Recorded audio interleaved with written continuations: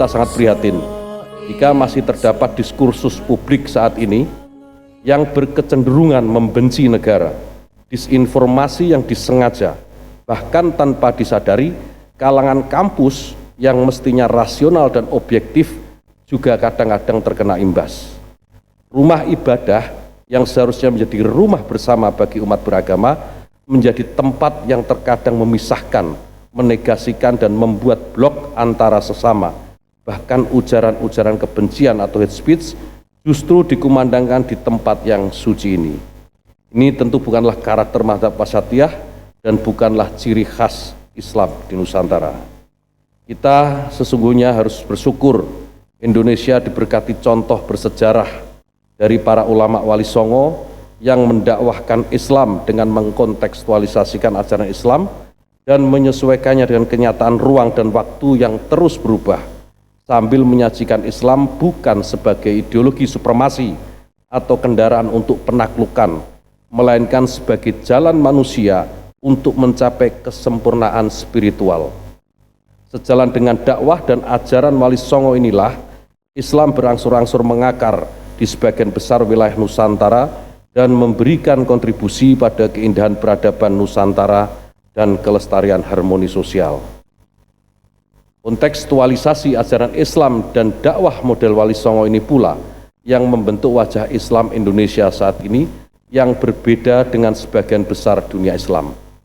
Penerimaan umat Islam pada konsensus kebangsaan, dasar negara Pancasila, bentuk negara NKRI, dan konstitusi negara Undang-Undang Dasar 1945 merupakan buah dari tradisi kontekstualisasi ajaran Islam yang dipegang teguh oleh para ulama Wali Songo.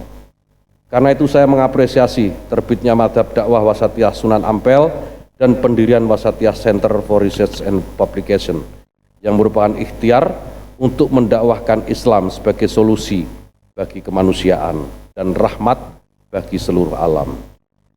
Saya sangat percaya dengan nama besar Sunan Ampel, salah satu Wali Songo, di balik perguruan tinggi ini akan mampu membumikan nilai-nilai Islam dalam konteks keindonesiaan dengan damai sebagaimana contoh yang diberikan para pejuang dakwah Islam Indonesia, para Wali Songo, termasuk di dalamnya Sunan Ampel. Bahwa kita ini menghadapi problem yang saya kira bukan hanya dihadapi oleh umat Islam saja, tetapi juga oleh umat beragama yang lain. Apa itu? Salah satu problemnya adalah ortodoksi hukum agama. Bagaimana hukum agama sekarang ini ya dikompilasikan atau diproduksi di masa-masa atau di zaman pertengahan, di mana saat itu suasananya, situasinya masih situasi pertentangan antara Muslim dan non-Muslim. Sehingga banyak sekali hukum-hukum Islam, hukum-hukum agama bukan hanya Islam saya kira, yang kemudian muncul ini tidak lagi sesuai dengan perkembangan zaman. Nah saya kira ini menjadi tugas kita bersama, terutama para akademisi ini, para intelektual, untuk membahasakannya lebih smooth gitu, agar bisa diterima oleh masyarakat banyak. Karena untuk melakukan rekontekstualisasi, saya kira itu bukan tugas kita. Rekontekstualisasi fikih hukum Islam dalam sebagian kalangan dianggap penting karena yaitu seperti yang saya sampaikan tadi, ada beberapa hukum agama yang mungkin tidak sesuai dengan situasi dan perkembangan zaman. Tapi pertanyaannya, problemnya sekarang, memang ada fakih sekarang, orang yang memang memiliki hak atau kewenangan untuk melakukan rekontekstualisasi fikih. Kalau toh ada nggak nyalinya keberanian untuk melakukan itu? Saya kira ini menjadi problem besar. Sementara para ulama kita, para pendahulu kita sudah mencontohkan bagaimana rekontekstualisasi itu dilakukan. Wali Songo misalnya, saya tadi sampaikan soal Wali Songo. Wali Songo itu menyampaikan ajarannya dengan apa? Saya kira juga dengan melakukan rekontekstualisasi. Dengan Sunan Kalijogo terkenal dengan wayang kulitnya misalnya. Di buku ini juga pasti diceritakan bagaimana Sunan Ampel itu mendakwahkan Islam dengan melakukan rekontekstualisasi atas hukum-hukum Islam. Kalau kita tarik lagi lebih maju, Indonesia negara ini merdeka ini, saya kira juga hasil dari cara berpikir yang merekontekstualisasi atas fikih. Bagaimana ulama-ulama kita dahulu, para kiai-kiai kita dahulu, dan sampai sekarang tidak pernah mempersoalkan negara Indonesia yang bentuknya negara kesatuan Republik Indonesia, bukan bentuk lain apalagi khilafah misalnya.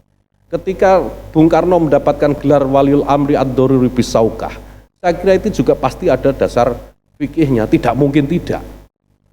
Ulama-ulama kita sudah mencontohkan bagaimana hukum agama, hukum Islam gitu ya, bisa sebenarnya didamaikan gitu dengan situasi kontemporer saat itu.